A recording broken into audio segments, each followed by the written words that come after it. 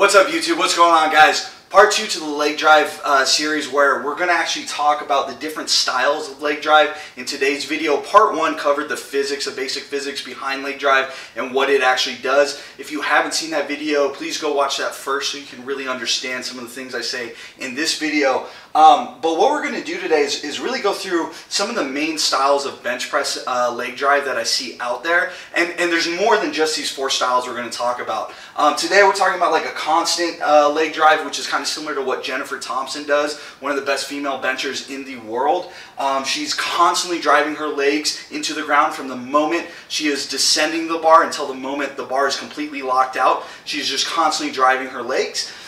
There's kind of a sink and push style, which is really similar to guys like Dan Green and the SPF and USPA, and my buddy Dawson Windham, who competes in the USAPL. They both have a sink style bench press where they get an aggressive push off the chest. There's kind of in between those 2 styles, which is similar to my girlfriend, who uses kind of a very stable centric motion, but then gets a pretty decent aggressive push off of the chest, but not as much as a sink style bench. And then there's kind of me, where I use very little leg drive and I rely more on stability. And I'm going to break down these various styles and what is actually happening, the pros and cons behind them, and how you can decipher what might be best for you.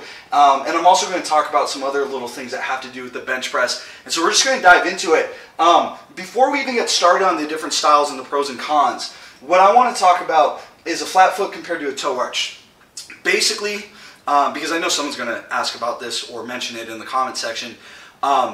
First of all, you should be deciding if you're flat foot or toe arching based on your federation. USAPL or any IPF affiliates out there require a flat foot when you bench press, and therefore you should be always benching with a flat foot. Everyone else, all the other federations, I compete in the USPA, they allow a toe arch. And I actually use a flat foot most of the time, although when I get closer to competition I switch to a toe arch. I can get into that a little bit later, but that's really how you should be choosing whether you use a toe arch or a flat foot bench. But real quickly, there's some kind of misconceptions. Some people think you can actually get more leg drive with a flat foot bench than you can with a toe arch. They think with a toe arch you get less leg drive because it's tighter and you don't feel your legs push as much. This is actually not true, and I'm going to explain why. First off, usually when we do a flat foot arch, our feet are further out from underneath our butt than in a toe arch. You can see here in the drawing, the toes, the feet can get way further underneath the butt, and we can increase the downward angle of our shoulder. And so we can really get a larger arch for one, but 2, we increase the downward angle to that shoulder joint. And if you watch the first video in the series, you know the more we can get those shoulders to drive down into the pad, the more leg drive we can get into the bar, because the feet push into the ground, which sends that force down into the shoulders, down into the pad, and because that pad is stuck in space, that force then gets transmitted back up into the through our arms into the bar and helps move the bar. And so when we have a greater downward angle of the shoulder joints in a toe arch, as well as our feet are further underneath our body, and therefore the quad is more extended, so we're basically able to drive more quad into the ground, we can get more leg drive. Now, where people confuse this is because the feet are further out here in a flat foot arch, the hip has more mobility and more ability to move in space. When you press your legs into the ground, you can kind of feel your hips rise up off the bench, unless you have an extremely tight and aggressive arch in a flat foot, which very few people can do. There's some guys out there who do this. Actually, my buddy Dawson does this. But most people, they tend to have issues with their butt coming up off the bench, or even if they don't have that problem, they can feel their hips rise a lot more when they aggressively push their feet into the ground. And I think that sensation makes them think they're getting more leg drive. But instead, what's happening when we toe arch is we are already exerting leg drive into the ground when we get into the arch position, because the feet are driving at a downward angle and the shoulders are at a greater downward angle. And so there's tension already being transmitted into the shoulders from our legs before we even actually actively push the legs into the ground. And then when we do, because the hips are already so extended, because our arch is greater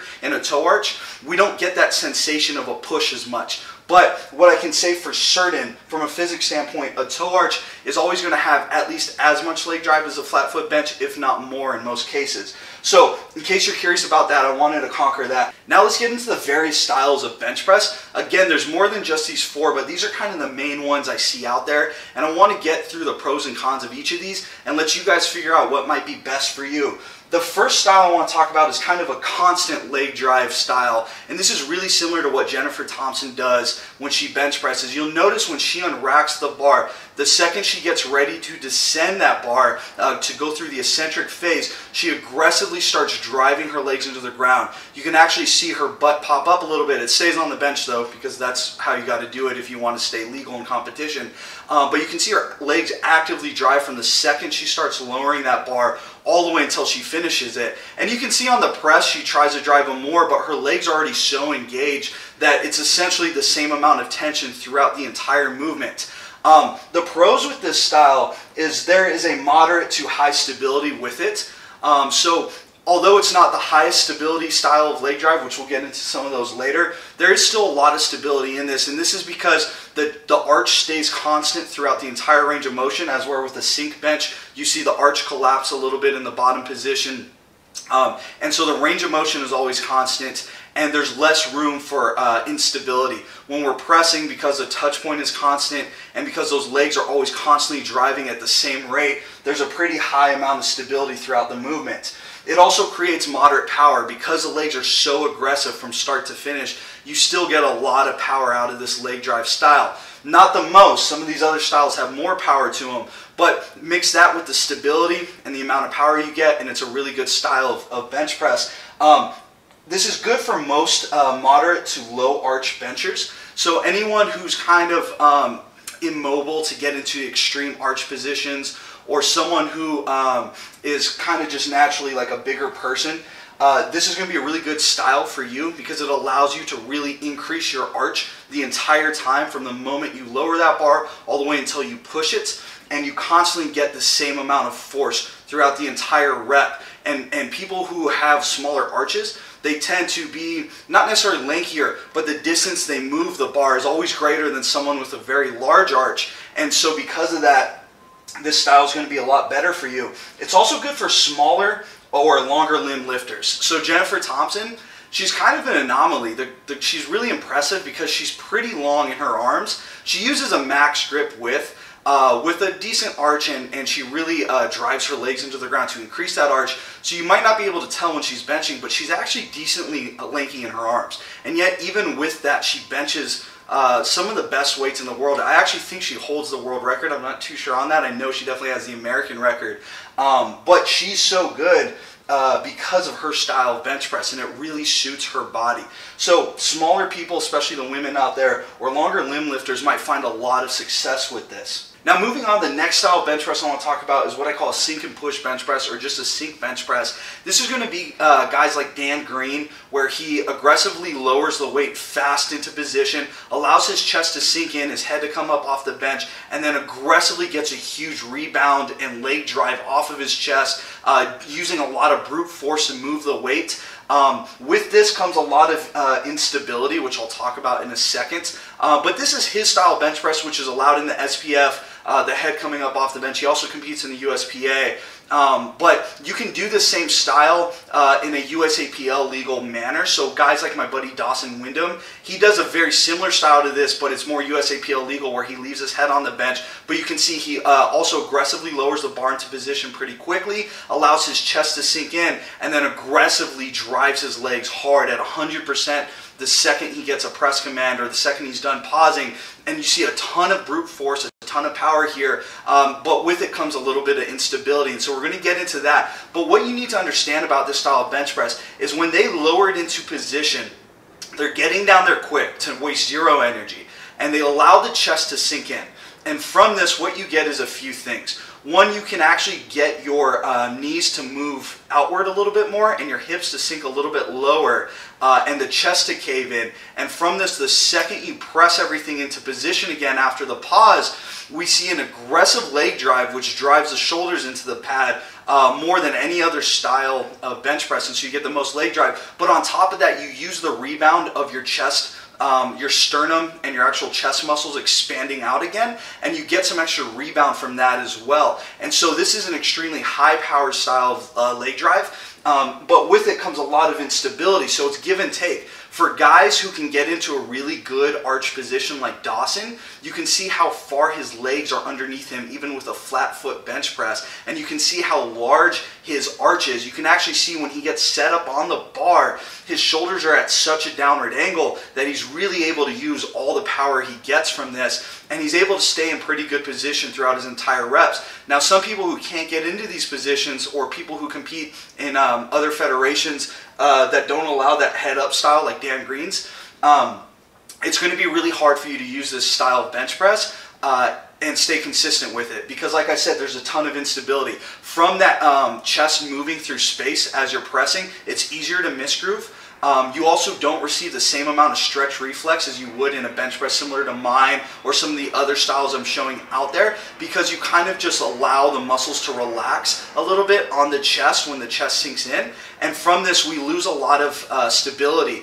And when that chest actually moves through space, it's really easy to misgroove, like I was saying. So there's very low to very low stability with it, but there's extremely high power with the style of bench press. It's very high if you can use it like similar to Dan Green, or if you're in the USAPL or an IPF affiliate, it's still going to be very high power even without the head coming up off the bench and the larger sink.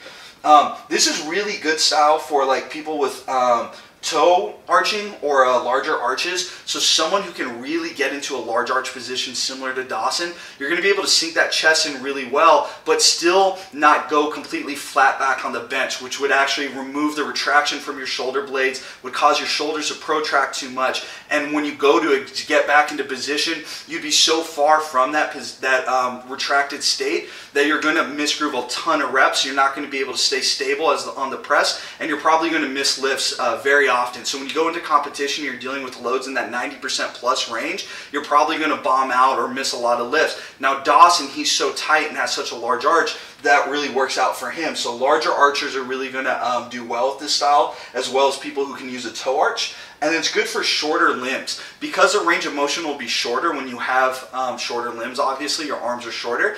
You're going to have to deal with less stability issues. Someone like me, I have such long arms when I bench press. If I did this style of bench press, I can feel a power difference, but when I get up to more maximal loads or closer to failure, my instability is so high that I end up misgrooving, and it's because of my longer limbs. Usually speaking, the shorter the range of motion, the easier it is to stay in position. And so you got to play give and take when deciding on these styles. So that's the sink and push style.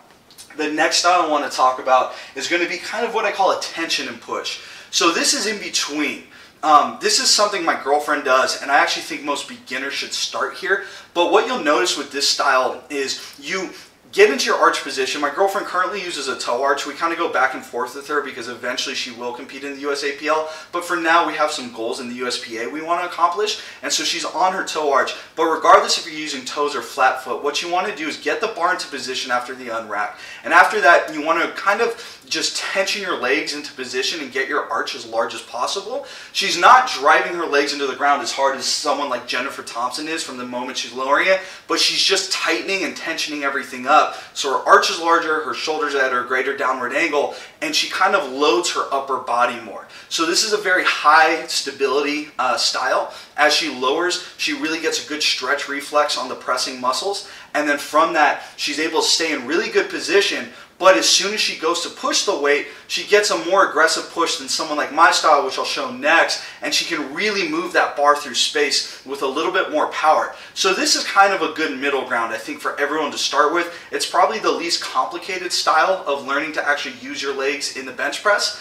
and it's really good for everyone. So there's high stability. I wouldn't say very high, but pretty good high stability. Moderate power, so it's not as powerful as like a sink and push style, but you still get a moderate amount of power out of it. And it's good for learning the bench press. I think anyone who's interested in powerlifting should kind of start with this style and then craft it over time. And it's good for most body types, whether you're longer limbs. My girlfriend's arms are actually a little bit longer. She still does pretty good with the style. And it could be short limbs, long limbs, doesn't really matter. Everyone can use this style pretty consistently. And there's an even balance of kind of all the pros and cons we're talking about. So it's not the highest power, it's not the highest stability, it's kind of middle of the road, and it's, I think, the place most people should start. Now, finally, I'm going to talk about the tension style. And this, I'll say, is probably the least common, and most of you won't be using this style of bench press. I do, and I'm going to explain why I do. And it's really just due to my anatomy. But there are a few benchers out there who bench in this style. What the tension style is, and I really just made up these names kind of as I wrote them out, is someone who kind of gets into a good arch position or even like a moderate arch and just tightens up their legs. And on the press, we might use a little leg drive foot. It's very small, and it's kind of a constant style, similar to Jennifer Thompson. But instead of aggressively pushing the whole time, it's like I'm pushing at maybe 25 to 50%. And this allows me to actually load into a huge stretch reflex on the upper body, which creates stability because I get a ton of tension there. It allows me to lower the bar into position under control where I'm only using the upper body muscles for the most part. It's a constant amount of force being driven throughout the entire rep, and it really allows me to stay stable, which is extremely important for someone like me. I have these damn monkey arms. I'm not built to bench press at all. I'm great for deadlifts, but bench press is like my arch nemesis. It's my kryptonite. And because of this, because my arms are so long, I really have to stay, or I have to err on the side of stability. So my main priority and focus on the bench press is stability and not power. And so if I do a Sinkin style push bench press, which I actually filmed, and you can see at sub-maximal weights, if we do a side-by-side comparison of me using my normal style compared to the Sinkin push style, I get way more power and more speed with the same exact amount of weight. And I'm even pausing longer on that Sinkin push style. But the problem is at maximal loads, I'll miss reps. I used to try to bench in this style, and it did not work out for me at all. I would go to max out, I would like miss my first or second attempt and then maybe get it on the third. And it was because I was so inconsistent with this style. And over time, I tried all the other styles, and what I found is I just do best with kind of a constant, or excuse me, a high tension stability bench press. Now, what I will say is there's still amazing bench pressers out there with this style. Brandon Purdue, I believe is how you say his name. He just set the world record at 220, benching 600 pounds at Boss of Bosses this last year. And that guy hardly has any arch at all and hardly any leg drive. And he is quite literally the best bencher at 220 in the world currently. And his style is with this style. So it's not to say this is a bad style. This is just a style that's uncommon, and it works for me, but it's not necessarily going to work for everyone. Generally speaking, this is going to be good for low archers, so people who don't arch a lot because of mobility restrictions or whatever reason. Maybe you're kind of a hybrid lifter and you're like a power lifter slash bodybuilder or whatever, and so you're not arching a lot or you just can't get into a good arch. Your range of motion is going to be longer, so stability is going to be a high priority for you. And it's also going to be good for longer limb lifters like myself. My arms are super long, and so that's who might want to use this. Now, if you don't fall into those categories, and I mean really long limb lifters, I have really, really long legs and arms, you're probably going to be better off with one of these other styles or something in between. You can kind of combine some of these things. I've seen people use kind of a constant style leg drive similar to Jen Thompson, but more with like an aggressive sink and push after. It's like their legs are always driving, but they allow the chest to sink a little bit in the hole and then press up. I've seen all sorts of goofy, crazy styles out there, and there's different ways of doing this. So this is just kind of an overview of what I consider the four main styles, and there's gray areas in between. I want you to take all this and apply it to your lifting and see kind of what works best for you. I think this video is already long enough. If you guys have any questions, leave them down in the comment section below. Give me a thumbs up if you haven't already. Subscribe if you haven't. And until the next video, guys, I'll see you later.